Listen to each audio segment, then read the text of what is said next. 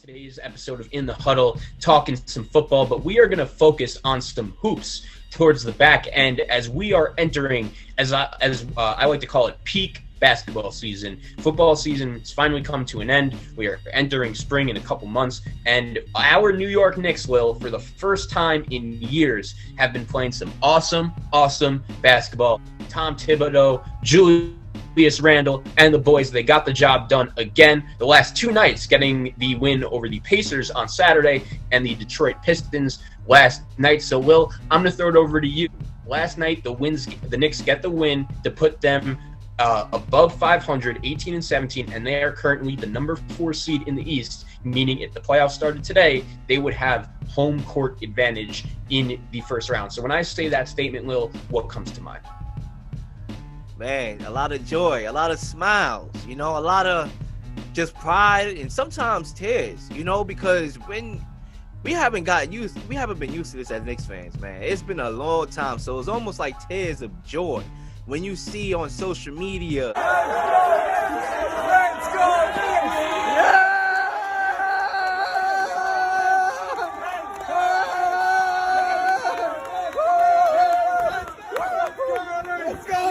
celebrating like they daggone won the NBA Finals.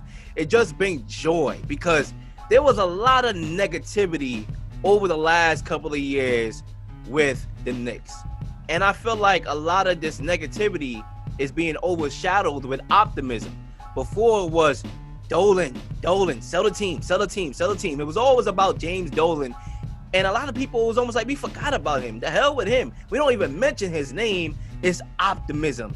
And I think when you're trying to change the course of a franchise and attract those superstars, you have to turn your franchise around with optimism of, all right, there's potential here. And I see that with Julius Randle in particular, RJ Barrett, he's coming along.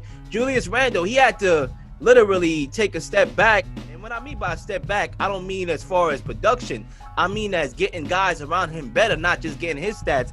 I see him, he's out here with assists, 23 points per game, 5.5 assists, 10 rebounds. He's doing it all, and he's feeding others the rock.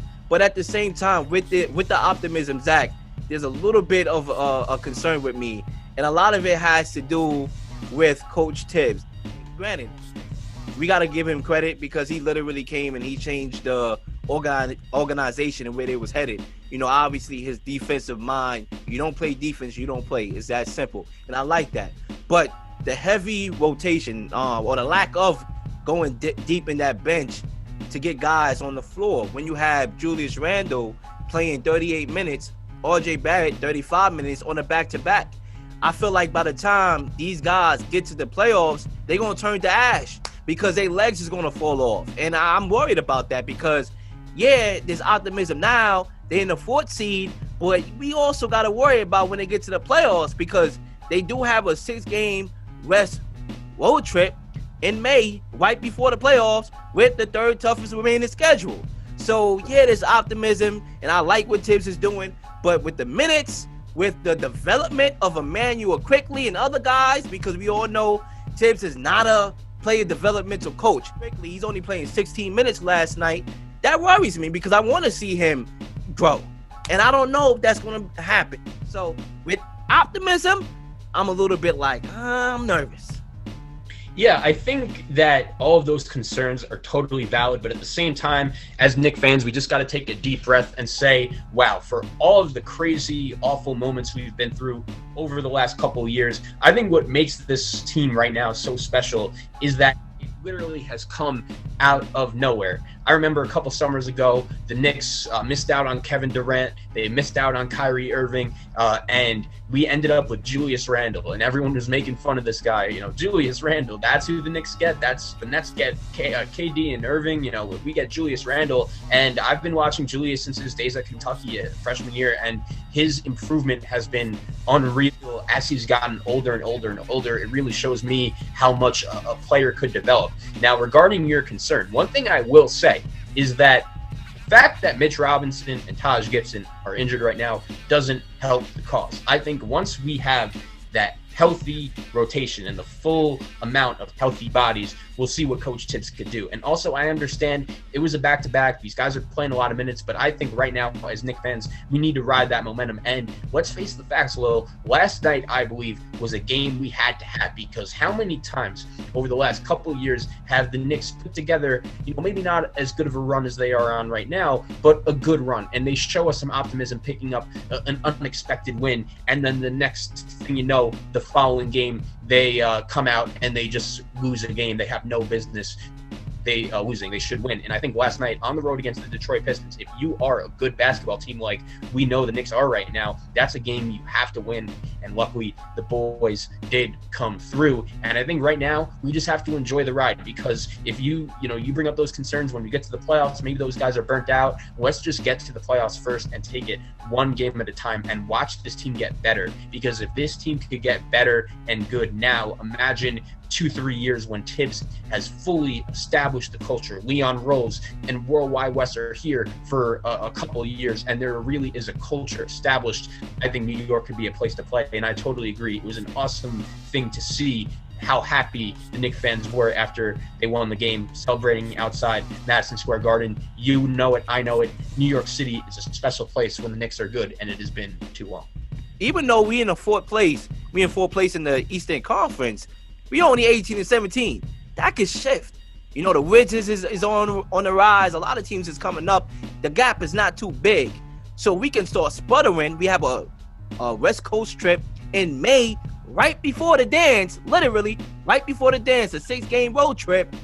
We could sputter, and it could be a little, the wheels come off by the time the playoff comes. So that's my only concern. But Knicks fans, I'm happy. I'm wearing this shirt. I have the Knicks on my wall, as you can see, and there's optimism. And hopefully we show that we can compete, so we can be able to do what we need to do, which is attract superstars and marquee free agents to play for our organization. That's the only way we're going to win in the NBA. It's a star-driven league, and we need stars. So we got to prove that we can win without them, so they could be wanting to join the ship.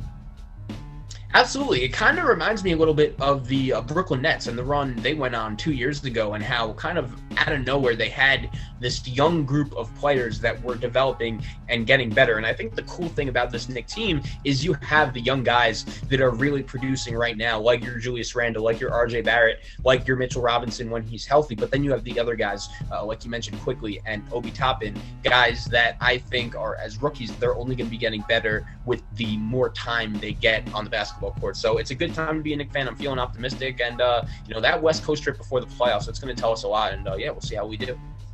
Yes, son. Shout out to Leon Rose, for the hire and turning it around. It started with him. It started with Leon Rose, and then we had to get the right head coach to try to change the course of the franchise, and we did just that, I believe, with Tibbs. Even with the criticisms that a lot of us may have with him, he sure done his job so far. And with the minutes concerned, it doesn't affect Tibbs, because we all know as a coach you got to win. So it's not about minutes. You can't look forward when you're a coach. You have to look now, because you may not have a job. So I understand it from his perspective.